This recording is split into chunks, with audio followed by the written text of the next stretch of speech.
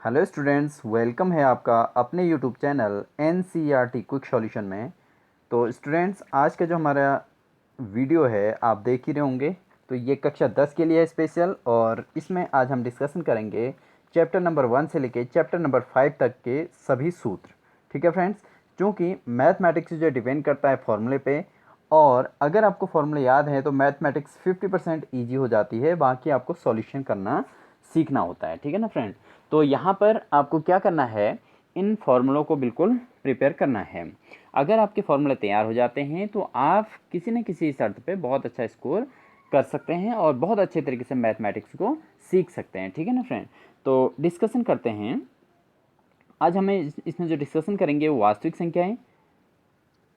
Chapter आपका 1 वास्तविक संख्याएं, दूसरा बहुपद, तीसरा दो चर वाले रैखिक समीकरण, और चौथा द्विघात समीकरण, और पांचवें चैप्टर का नाम समांतर श्रेणी। इन पर आज हम डिस्कशन करने वाले हैं। ठीक है स्टूडेंट्स। तो फ्रेंड्स, स्टार्ट करते हैं आज का वीडियो।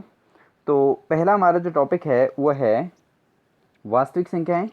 तो वास्तविक संख्याओं के अंतर्गत स्टूडेंट्स हमारा जो आता है उसमें यूक्लिड विभाजन प्रमेयिका है, जो आपके सिलेबस से अभी हटा दी गई है। तो सिलेबस से अगर यूक्लिड विभाजन डिवीजन यूक्लिड डिवीजन एल्गोरिथम आपके सिलेबस से हट चुका है, तो इसको हम यहाँ से हटा देते हैं। ठीक है ना फ्रेंड्स। तो ये हमारा यूक्लिड डिवीजन एल्गोरिथम जो है यहाँ सिलेबस से हटा है इस समय कोविड-19 महामारी की वजह से। तो हो सकता है नेक्स्ट सेशन में भी चले या ना चले, तो इसलिए जो है आप लोग इसको अभी छोड़ दीजिएगा। नेक्स्ट आता है अंक गणित की आधारभूत प्रमेय। ठीक है। तो इसमें आता है आपका अभाज्य गुणनखंड। अभाज्य गुणनखंड का मतलब जैसे आप गुणनखंड छोटी क्लास में पढ़ते आए हैं, तो अभाज्य संख्याओं से यानी कि 2, 3, 5, 7 और उसके अलावा 11, फिर 13, अगर इन संख्याओं ऐसे करके डॉट डॉट आगे कुछ सारी अभाज्य संख्याओं, इन संख्याओं से डिवाइड करके अगर हम गुणनखंड कर रहे हैं तो उसको कहते हैं अभाज्य गुणनखंड। ठीक है ना। तो कोई भी गुणनखंड हो अभाज्य ही होता है। तो ये आपका जो है अभाज्य गुणनखंड का मैटर है। ठीक है। यदि p कोई अभाज्य संख्या और p a स्क्वायर को विभाजित करता है, अगर p जो है a स्क्वायर को विभाजित करेगा तो p a को भी विभाजित करता है।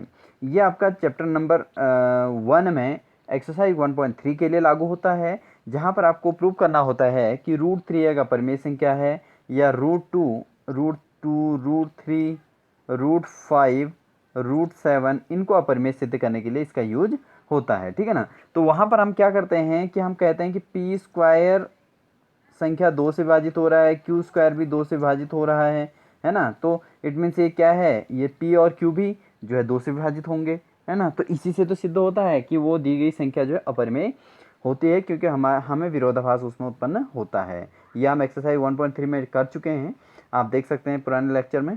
ठीक है। अगला अगला इसमें जो फॉर्मूला है आपका वो ये है कि माना x एक परिमेय संख्या है जिसका दशमलव प्रसार शांत है, तो हम p/q के रूप में व्यक्त कर सकते हैं। देखो, परिमेय संख्या के लिए नियम होता है कि परिमेय संख्या वो होती है जिसे p/q के रूप में व्यक्त किया जा सकता है, जहाँ p और q भी अभाज्य हैं, और p और q सहअभाज्य आपस में सहअभाज्य हैं, और q अभाज्य गुणनखंड 2 की घात n गुणा 5 की घात m, ठीक है, के रूप में व्यक्त किया जा सकता है। तो ये अगर इस रूप में व्यक्त किया जा सकता है तो दशमलव प्रसार होता है स्टूडेंट, दशमलव प्रसार जो होता है शांत होता है। ठीक है, क्या होता है, दशमलव प्रसार शांत। यानी कि आप अगर किसी भी संख्या के गुणनखंड कर रहे हैं और उस गुणनखंड के अंतर्गत आपके पास 2 और 5 के अलावा अन्य कोई संख्या यहाँ पर नहीं आ रही है, तो समझ लीजिए वो संख्या क्या है, उसका दशमलव प्रसार शांत होगा। ठीक है। तो यही यहाँ पर समझाया गया है कि दशमलव प्रसार शांत कब होता है। तो यहाँ पर कहा गया है कि x एक परिमेय संख्या है जिसका दशमलव प्रसार शांत है, तो क्या होता है, उसे p और उसको 2 की घात m या 2 की घात n और 5 की घात m के रूप में व्यक्त किया जा सकता है, या आप इसको उल्टा भी लिख सकते हैं, 2 की घात m इंटू 5 की घात n भी लिख सकते हैं। यानी घात का मतलब दोनों की घातों में अंतर कुछ न कुछ होता है, सेम भी हो सकते हैं, m और n बराबर भी आ सकते हैं। ठीक है ना। तो ये होता है, तो ये इस फॉर्मूले को भी आपने याद करना है। नेक्स्ट कहता है कि यदि x बराबर p/q एक परिमेय संख्या है, यानी कि ऐसी परिमेय संख्या है जिसका भाज्य गुणनखंड 2 की घात n और 5 की घात m के रूप में नहीं है। अगर 2 की घात n और 5 की घात n m के रूप में नहीं है, ठीक है ना, इस रूप में नहीं है तो दशमलव प्रसार क्या हो जाएगा, अशांत हो जाता है स्टूडेंट, ठीक है नहीं। तो दशमलव प्रसार ऐसी स्थिति में क्या होता है, अशांत होता है। तो ये फॉर्मूला भी आपने नोट कर लेना है, ठीक है। तो आपने यहाँ से अभी इस 10th के हिसाब से आपने गणित के आधारभूत प्रमेय जहाँ से स्टार्ट हो रहे हैं, यहाँ से ये सारे फर्स्ट चैप्टर के लिए आपने प्रिपेयर करने हैं और इनको अपनी नोटबुक में नोट भी कर लेना है, ठीक है। और यहाँ से ऊपर का हिस्सा आप लोग नोट नहीं करेंगे, ठीक। अब आते हैं हम सेकंड टॉपिक पे। सेकंड टॉपिक हमारा होता है चैप्टर नंबर 2 पॉलिनोमियल्स यानी कि बहुपद है, ठीक है। तो घातों 1, 2, 3 के बहुपद क्रमशः रैखिक बहुपद। देखो जिसमें चर राशि की घात 1 को रैखिक कहते हैं, जिसमें 2 घात हो तो द्विघात बहुपद कहते हैं, और इसमें 3 घात हो तो त्रिघात बहुपद कहते हैं, ठीक है। तो यही यहाँ पर एक्सप्लेन किया जाता है, तो आपको इसको नोट करना होता है। एक द्विघात बहुपद ax² प्लस bx प्लस सी, जहाँ a b c वास्तविक संख्याएं हैं और a does not equal to 0 है के रूप में होता है, ठीक है। तो द्विघात बहुपद उसे कहते हैं जिसमें ax² प्लस bx प्लस सी के रूप में वो बहुपद हो, ठीक है। एक बहुपद px के शून्यक उन बिंदुओं के x निर्देशांक होते हैं जहां y इक्वल टू px का ग्राफ x अक्ष को प्रक्षेद करता है। तो ये आपका ग्राफ वाला जो 2.1 है, आपको पता होगा 2.1 में आपने ग्राफ बनाए थे इस तरीके से, और आपसे पूछा गया था कि x अक्ष पे कितनी और ये इस तरीके के चित्र बने थे। आप इसको देख सकते हैं, ऐसे भी बने थे, कहीं पे ऐसा बना था, है ना, कोई ऐसा बना था सीधे सीधे ऐसे करके। तो इसमें ये पूछा गया था px के शून्यक बताइए। तो px के शून्यक बताने के लिए हमें क्या करना होता है, हमें x अक्ष पर देखना होता है कि कितनी जगहों पर ये प्रतिच्छेद करता है, ठीक है। तो यही इसका फॉर्मूला ये दिया गया है, ठीक है। थर्ड नंबर का फॉर्मूला यही है। फोर्थ नंबर पर आता है एक द्विघात बहुपद के अधिक से अधिक 2 शून्यक हो सकते हैं। भाई जब x की घात 2 जैसे ax² plus bx plus C equal to 0 है तो इसके केवल 2 ही शून्यक होते हैं। तो द्विघात बहुपद के केवल 2 शून्यक होते हैं, अधिक से अधिक 2 शून्यक हो सकते हैं, और एक त्रिघात बहुपद के अधिक से अधिक 3 शून्यक हो सकते हैं। ये भी आपने याद करना है। पांचवा है यदि द्विघात बहुपद ax² प्लस bx प्लस सी के शून्यक अल्फा और बीटा हैं। देखो अगर इसके शून्यक अल्फा और बीटा मान लिया जाए तो फिर अल्फा प्लस बीटा भी निकालना पड़ेगा। तो alpha plus beta is equal to होता है b/a, माइनस में होता है ये b/a, माइनस b/a इसको कहते हैं, और alpha into beta is equal to c/a होता है फ्रेंड्स, ठीक है ना। आप इसको भी नोट करेंगे, ये भी आपके सिलेबस में है अभी। अगला है यदि अल्फा बीटा गामा त्रिघात बहुपद ax³ bx² cx plus d equal to 0 के शून्यक हों तो ऐसी स्थिति में क्या होगा। तो अगर ये इसके शून्यक हों तो alpha beta plus gamma, alpha plus beta is equal to minus b/a, और alpha beta plus beta gamma plus gamma alpha is equal to c/a, और अल्फा बीटा गामा इनके तीनों का गुणनफल माइनस d/a होता है। ये कब होता है, जब आपको गिवन इक्वेशन जो हो ax³ plus bx² plus cx plus D के रूप में हो, यानी कि आपके पास त्रिघात समीकरण हो। तो त्रिघात समीकरण के शून्यकों का योग alpha plus gamma minus b/a होता है, alpha beta plus beta gamma plus gamma alpha is equal to c/a होता है, और अल्फा बीटा गामा तीनों का गुणनफल माइनस d/a होता है, ठीक है। तो ये भी आपका सिलेबस में है, ओके।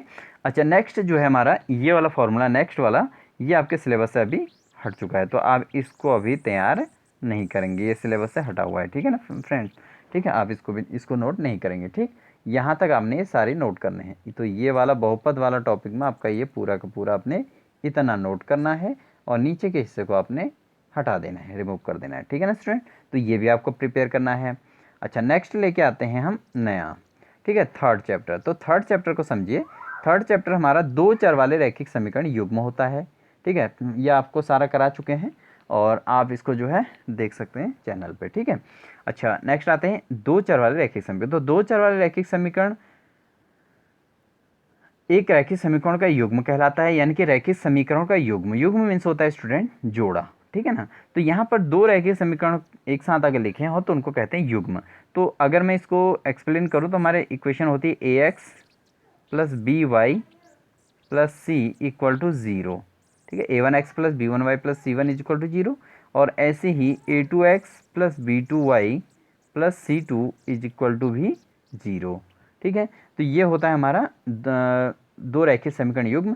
क्योंकि आपके पास जो रैखिक समीकरण होता है उसका जो सूत्र होता है, मेन रैखिक समीकरण का जो सूत्र होता है वो होता है आपका ax plus by plus C equal to 0 होता है। ये मुख्य सूत्र है इसका, ax plus by plus C is equal to zero, ये इसका मुख्य सूत्र है। ठीक है स्टूडेंट, तो A X plus B Y plus C is equal to zero अगर इसका मेन सूत्र है तो इसके आधार पर क्या क्या सूत्र बन जाएंगे, A one X plus B one Y plus C one is equal to zero, A two X plus B two Y plus C two is equal to zero. तो इसको भी आपने नोट करना है, ये भी आपके सिलेबस में है।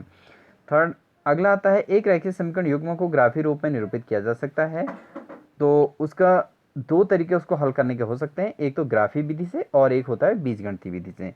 तो ग्राफी विधि तो आपको समझा ही रखी है, और बीजगणितीय विधि ग्राफी विधि में ग्राफ बना के रिप्रेजेंट किया जाता है। बीजगणितीय विधि में आपको विलोपन विधि भी आ जाता है, प्रतिस्थापन विधि भी आ जाता है, कोई भी विधि आप इसमें एक्सप्लेन कर सकते हैं। ठीक है ना, तो ये भी आपको पता होना चाहिए। ग्राफी विधि में क्या होता है कि दो चर में एक रैखिक समीकरण युग्म का ग्राफ दो रेखाएं निरूपित करता है। यदि रेखाएं एक बिंदु पर प्रतिच्छेद करती हैं तो वह बिंदु दोनों समीकरण का अद्वितीय हल होता है। इस स्थिति में समीकरण युग्म संगत होता है। ठीक है, जब प्रतिच्छेद करती हैं तो कब होता है फिर प्रतिच्छेद करती हुई रेखाएं, प्रतिच्छेद करती हुई होती हैं स्टूडेंट a1/a2 बराबर b1/b2 नॉट। ठीक है ना, a1/a2 not equal to b1/b2, तो प्रतिच्छेद करती हुई रेखाएं होती हैं। ठीक है, तो ये आपको पता होना चाहिए। और यदि रेखाएं संपाती हैं तो अपरिमेय रूप से अनेक हल होते हैं। तो संपाती कब होते हैं स्टूडेंट, जब a1/a2 is equal to b1/b2 is equal to c1/c2 हो जाता है। तो ये ऐसी स्थिति में संपाती रेखाएं होती हैं। और तीसरा शर्त कही है सी वाली, यदि रेखाएं समांतर हों। तो समांतर की शर्त को आप नोट कर लेंगे कि a1/a2 equal to b1/b2 but not equal to c1/c2। तो c1/c2 के इक्वल ये नहीं है। ठीक है, तो ये होता है आपका तीनों की शर्तें हैं। इन शर्तों को आपने नोट करना है ग्राफी विधि के लिए। ठीक, कि ग्राफ में कैसा चित्र रिप्रेजेंट होता है। ठीक है, बीजगणितीय विधि हमने एक रैखिक समीकरण युग्म के हल ज्ञात करने के लिए निम्नलिखित विधियों पर चर्चा की, प्रतिस्थापन विधि, विलोपन विधि और वज्रगुणन विधि। तो अभी वज्रगुणन विधि आपके सिलेबस में नहीं है, तो इसलिए आप इसको नहीं करेंगे। आप करेंगे ग्राफी विधि लिखेंगे और प्रतिस्थापन विधि और विलोपन विधि। ठीक है ना, ये आपके सिलेबस में अभी है। अच्छा, फिफ्थ नंबर पर आता है कि यदि समीकरण a1x plus b1y plus c1 is equal to zero, a2x plus b2y plus c2 is equal to zero एक रैखिक समीकरण युग्म को प्रदर्शित करता है तो निम्नलिखित स्थितियां उत्पन्न होती हैं। यदि a1/a2 not equal to b1/b2 तो इस स्थिति में रैखिक समीकरण युग्म क्या होता है, संगत होता है। तो और इसका क्या होता है, अद्वितीय हल होता है स्टूडेंट। क्या होता है, अद्वितीय हल होता है। ठीक है, अद्वितीय हल इसका होता है। तो अद्वितीय हल होता है। और दूसरा इसका जो वो होती है, जो ग्राफी निरूपण होता है वो होता है प्रतिच्छेद करती हुई रेखाएं। तो आप इसको साथ में आगे से इसका लिख भी लेना, a1/a2 does not equal to b1/b2 जब हो फर्स्ट ए वाले में, और ये रैखिक समीकरण युग्म संगत होता है, ये भी लिखना है। और आगे से लिखना है इसका इस ऐसी स्थिति में अद्वितीय हल होता है और प्रतिच्छेद करती हुई रेखाएं प्राप्त होती हैं। ठीक है, सेकंड में है आपका a1/a2 equal to b1/b2 not equal to c1/c2। तो ऐसी स्थिति में समीकरण युग्म असंगत होता है, और असंगत होने के साथ साथ ये रेखाएं जो है तो क्या होती हैं स्टूडेंट, समांतर होती हैं। क्या होती हैं, समांतर होती हैं। और समांतर होती हैं, और ये जो है ये इसके आगे से आपने लिख देना है कि ये रेखाएं समांतर होती हैं और इस समीकरण का कोई हल नहीं होता। जब दो रेखाएं आपस में समांतर होती तो समीकरण का कोई हल नहीं प्राप्त होता। तो ऐसी स्थिति में इसको असंगत कहा जाता है स्टूडेंट। ठीक है, थर्ड शर्त है जब a1/a2 equal to b1/b2 equal to c1/c2, तो ऐसी स्थिति में समीकरण युग्म क्या होगा, संगत होगा। ठीक है ना, और इसमें क्या होता है, दोनों रेखाएं जो आपस में क्या हो जाती हैं, ऐसी स्थिति में दोनों रेखाएं आपस में संपाती होती हैं। संपाती का मतलब होता है स्टूडेंट एक के ऊपर एक दूसरा आ जाता है। एक ग्राफ लाइन के जैसे ग्राफ खींचेंगे तो इसी के ऊपर दूसरा ग्राफ भी इसी के ऊपर आ जाएगा, तो इसको कहते हैं संपाती रेखाएं। ठीक है, थर्ड कंडीशन में संपाती रेखाएं होती हैं, और ऐसी स्थिति में इनका जो है अनेक हल होते हैं। क्या होते हैं, अनेक हल होते हैं। तो अपरिमेय रूप से अनेक हल ऐसी स्थिति में होते हैं स्टूडेंट। ठीक है, तो ये है आपका थर्ड चैप्टर का हिसाब किताब। ठीक है, तो ये आपने सारे नोट करने हैं। थर्ड चैप्टर के अंदर का आपको कोई भी चीज़ ऐसी छोड़नी नहीं है, सारी चीज़ें नोट करनी है। ठीक है, ये आपके सारे फॉर्मूले आते हैं। नेक्स्ट को आता है हमारा टॉपिक चैप्टर नंबर 4, द्विघात समीकरण। तो चैप्टर नंबर 4 द्विघात समीकरण आप समझिए, चर x में एक द्विघात समीकरण ax² plus bx plus c के प्रकार का होता है। ये मैं आपको बता चुका हूँ। द्विघात समीकरण आपका ax² plus bx plus C equal to zero, ax² plus bx plus C equal to zero होता है द्विघात समीकरण। ठीक है, एक वास्तविक संख्या ax² plus bx plus C equal to zero द्विघात समीकरण ax² plus bx plus C equal to zero का एक मूल कहलाती है। और ऐसी स्थिति में यदि ax² अगर हम उसकी जगह पे ए रख दें। देखो एक्स की जगह पे ए रख दें। अगर आपसे कहा A X square plus B X plus C, ठीक है ना, A X square plus B X plus C, और इसमें आपसे कह दिया कि भाई एक्स की जगह पे ए रख दो, तो ऐसी स्थिति में जो है इसका एक मूल होगा। अगर ये रख के मान रख के कोई भी मान रखे, अगर इसमें आंसर क्या आ जाना चाहिए, जीरो आ जाना चाहिए। ए बी सी के मान रखे अगर आंसर जीरो आ जाए तो उसको उसका मूल होता है, ठीक है ना, एक्स की वैल्यू जो रखोगे वो। थर्ड कहता है आपका यदि यदि हम A X square plus B X plus C does not equal to zero के दो रैखिक गुणकों में गुणनखंड कर सकें तो द्विघात समीकरण के मूल प्रत्येक गुणा को शून्य के बराबर करके प्राप्त कर सकते हैं। तो क्या होगा, जो उसके मूल होते हैं वही तो शून्य कहलाते हैं, और अगर किसी भी समीकरण में उसका मूल रख दिया जाता है, यानी कि उसके शून्य का मान रख देते हैं एक्स की जगह पे, तो उसका आंसर क्या आता है, शून्य आता है पूरे इक्वेशन का, ठीक है ना। उसके अलावा पूर्ण वर्ग विधि से हल, ये आपको द्विघात समीकरण को हल किया जा सकता है, पूर्ण वर्ग विधि से भी किया जा सकता है, तो ये भी आपको पता होना चाहिए।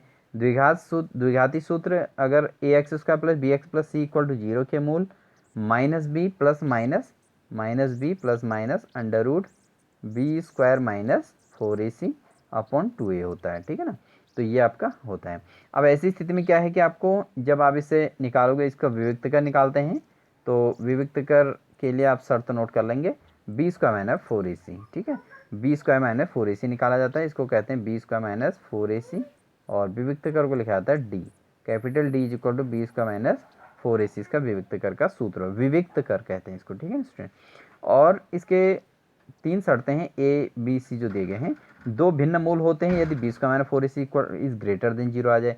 अब आप बी स्क्वायर माइनस 4ac का मान जब निकालोगे, कभी भी तुलना करके, कोई भी क्वेश्चन दी रहेगी और उसके आप A X square plus B X plus C से तुलना करोगे, तो बी स्क्वायर माइनस 4ac जब आप निकालोगे तो बराबर आंसर आपका कुछ न कुछ आएगा। अगर वो जीरो से ज़्यादा आता है तो उसके दो भिन्न वास्तविक मूल होते हैं, और अगर बी स्क्वायर माइनस 4ac का मान आप निकालोगे और अगर उसका मान जीरो के बराबर आ जाता है, तो इसका मतलब क्या होगा, उसका दो मूल होंगे और दोनों बराबर आंसर होंगे, दोनों मूल बराबर होंगे। और अगर बी स्क्वायर माइनस 4ac का मान जीरो से कम है तो कोई वास्तविक मूल उसका नहीं होता है, ठीक है स्टूडेंट। तो ये था आपका चैप्टर नंबर 4 के लिए फॉर्मूले। तो आप इसको नोट कर लीजिए, स्क्रीनशॉट लेके ये फॉर्मूला आपने नोट करने हैं और याद भी करने हैं स्टूडेंट, ठीक है नी, इस तरीके से आप इनको कर सकते हैं। नेक्स्ट आते हैं हम समांतर श्रेणी पे, चैप्टर नंबर 5 समांतर श्रेणी।